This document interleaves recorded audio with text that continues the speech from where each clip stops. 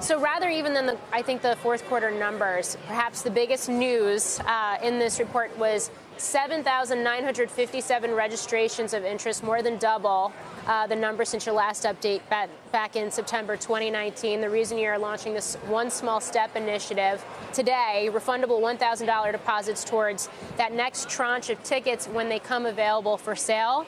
How many of those nearly 8,000 folks that have said that they're interested do you expect to convert over to actual ticket sales?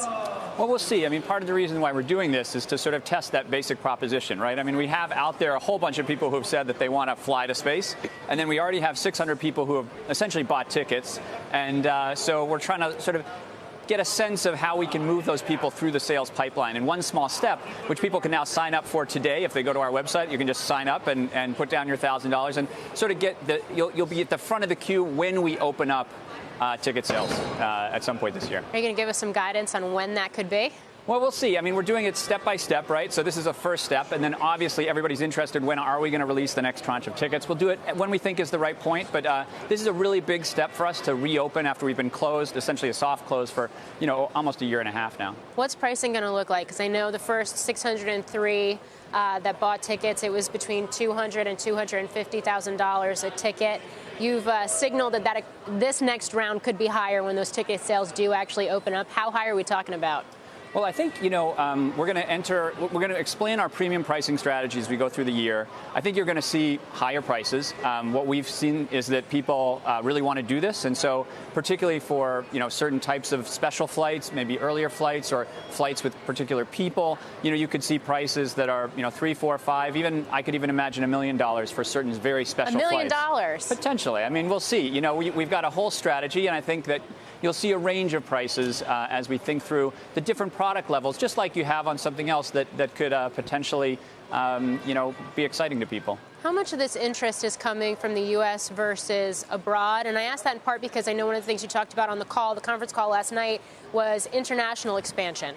Yeah, this is really exciting to me. I mean, I think long term, both Richard Branson and I are excited about a future in which we have maybe a spaceport on every continent, right? Wouldn't that be exciting? We do something in Europe, we do something in the Middle East, Asia.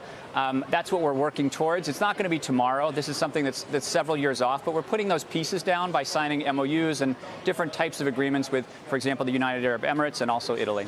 Interesting. How much of that is also towards long-term infrastructure for hypersonic point-to-point travel from continent to continent, which is something you and I have talked about in the past, and certainly something, at least from a Wall Street perspective, longer term is seen as maybe even the bigger opportunity beyond space tourism? I think it's an interesting building block. Obviously, what we hope to do with a winged vehicle, we're the only company flying a supersonic vehicle with people inside that has wings today.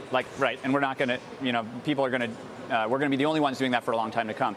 I think what we want to do is integrate our vehicle system with wings into national airspace systems. So, in other words, we want them to be able to land at airports, right? That's a really big advantage because then you can hook into local transport, systems. So, long term, I think we want to go to airports, but I think it's a nice building block towards that goal. Would you have to tap into air traffic control? Yeah, no, but that's the whole point, right? Because you want to be able to sequence into air traffic control. I guess I'm wondering how equipped they are to handle your kind of flight. Well, you would slow down a little bit before you don't rocket in at Mach 5. So that's the great thing about I think wing systems is you'll be able to come in, slow down to subsonic speeds, and then you'll sequence into normal air traffic control routes. Do you have to market at all tickets, or is this already word of mouth? The audience you're going after knows. Well, as you know, we basically have not done any marketing in our 15-year history, right? It's basically all been inbound. We're really excited to have a network of global space agents. We call them, our space travel agents, essentially. And we have a partnership with Virtuoso Network. So they're going to help us do this, but really most of it has been inbound to date. Yeah, it's.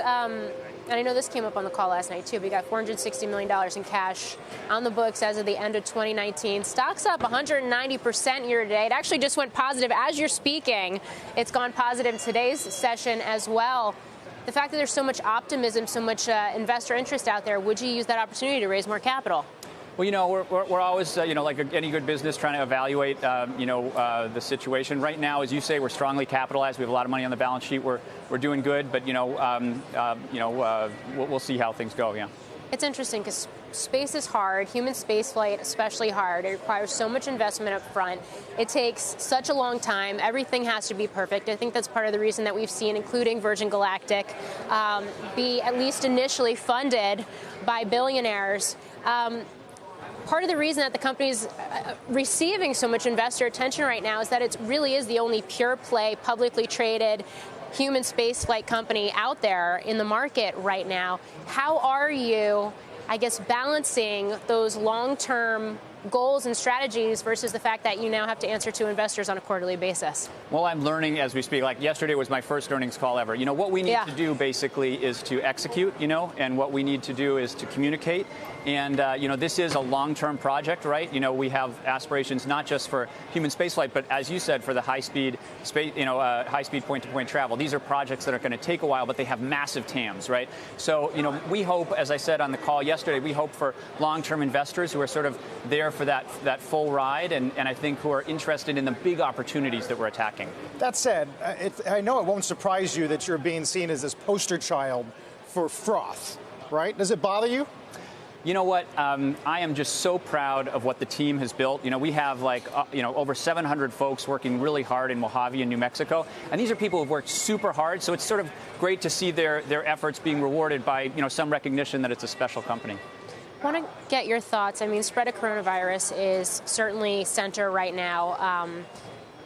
From a world perspective, from a market's perspective, it's seen this increased trigger and fear, concern in the broader market, also among economists, and what this could mean for global economic growth. When it comes to something like space travel, heaven forbid, worst case scenario, is it recession-proof? Well, the interesting thing, Morgan, is that the company has been around long enough that we've actually been through 2 recessions already. So we've sort of tested this. And the answer is we have very few people drop out because, for better or for worse, these are folks who are very high net worth individuals, and they're sort of protected a bit on that level. The other issue is that, we're not bringing a huge amount of capacity into the market. Like we're essentially supply constrained. And so the amount of seats that we can bring, even on our, sort of topmost scenarios, are not that many seats. So I think we're reasonably well protected. Finally, for passengers, do you make them, I assume the waiver must be 50 pages long in terms of risk factors? Everybody will sign a comprehensive terms and conditions along with their final deposit. So the liability, the insurance risk for you guys is limited? Yeah, I mean, there's a variety of limitations. Obviously, our number one focus is to have a safe operation, but, you will have, customary conditions. Finally, could we actually see commercial service start this summer? Could it actually happen? Well, what we're focused on is flying Richard Branson to space on a commercial flight this year, and we're working really hard towards that goal. All right. George Whitesides, thank you for joining us.